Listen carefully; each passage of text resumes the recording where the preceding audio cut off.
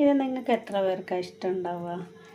ഇത് പക്ഷെ മട്ടൻ്റെ അല്ല കേട്ടോ, ഇത് ബീഫിൻ്റെ ബ്രെയിനാണേ.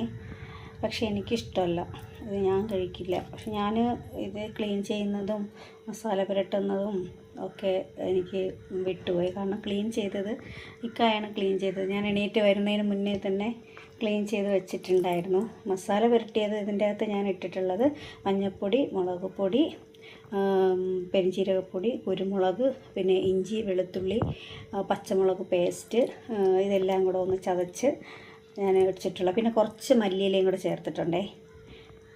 ഇതാണ് സാധനം. ഇത് ബീഫിൻ്റെയാണ്.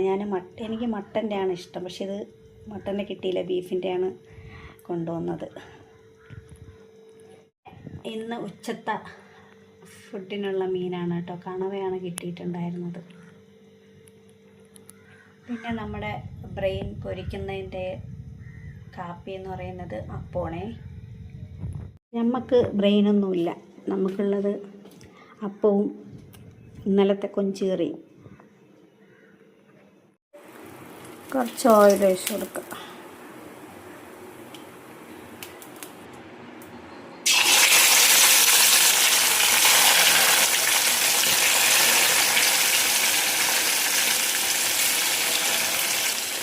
ഇതിൻ്റെ ഏറ്റവും കൂടുതൽ കഴിക്കാൻ ടേസ്റ്റും കുട്ടികൾക്കും ശരീരത്തിനും നല്ലത് മട്ടൻ്റെ ബ്രെയിനാണ്. പക്ഷെ ഇവിടെയൊക്കെ എപ്പോഴും മിക്കവാറും ഇഷ്ടം ഇങ്ങനെ ബീഫിൻ്റെയാണ്.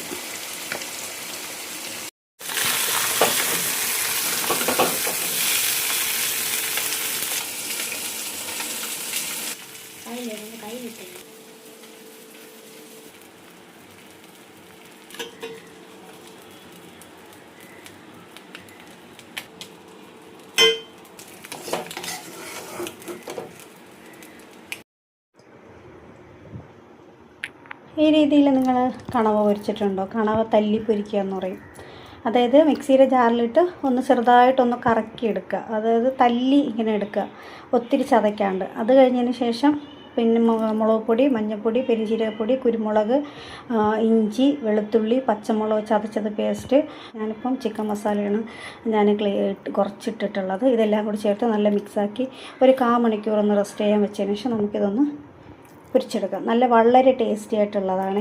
ഒന്ന് ട്രൈ ചെയ്ത് നോക്കണേ. ഇത്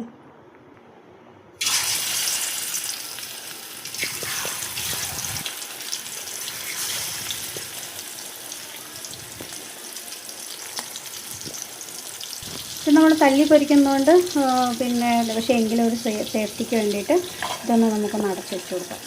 പിന്നെ ഇന്ന് ഉച്ചയ്ക്കുള്ളത് കണവ കറിയായിട്ട് വെച്ചതാണേ. അങ്ങനെ ഉച്ചത്തെ പണിയൊക്കെ കഴിഞ്ഞു. കേക്കിൻ്റെ ഓർഡർ ഉള്ളതുകൊണ്ട് ഒരുപാട് ഐറ്റംസ് ഒന്നും വെക്കാനൊന്നുമില്ല. അപ്പോൾ അടുത്ത വീഡിയോ ആയിട്ട് വരുന്നവരെല്ലാവർക്കും ബൈ ബൈ.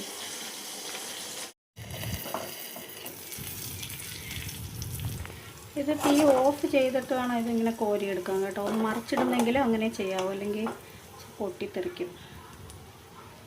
നല്ല അടിപൊളി ഫ്രൈ ആയിട്ടുണ്ട് നമ്മളെ കണവ കൂന്തൽ ഫ്രൈ.